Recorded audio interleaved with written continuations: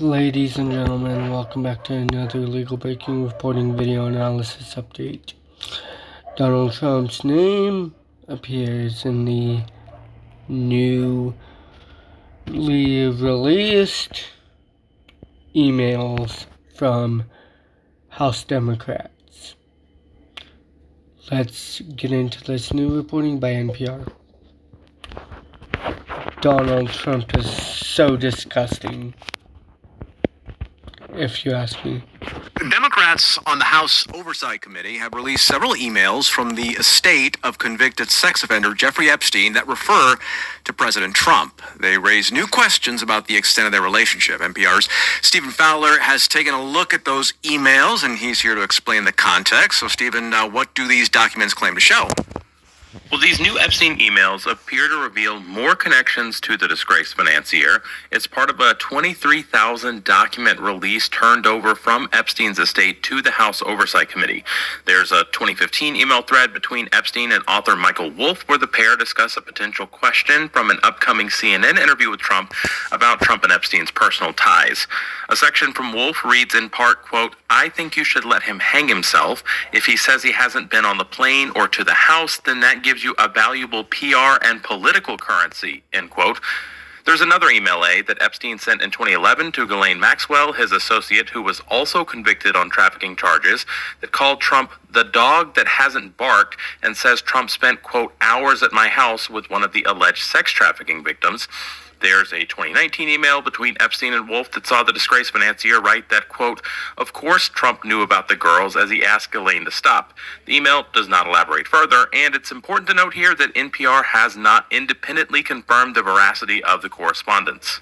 Okay, now the House is set to return to action after 7 weeks of recess. How does this document dump fit into that? These latest Epstein files come as the House returns for votes that could reopen the federal government after the longest shutdown in U.S. history. House Democrats and 4 Republicans have been pushing for a vote to release additional files related to the Epstein case since before the government shutdown began. But House Speaker Mike Johnson was able to delay that vote by keeping the chamber out, and most recently by refusing to swear in Democrat Adelita Grijalva of Arizona. Now, Grijalva will be sworn in this afternoon, and there will be enough votes to move forward with this bipartisan Epstein files petition.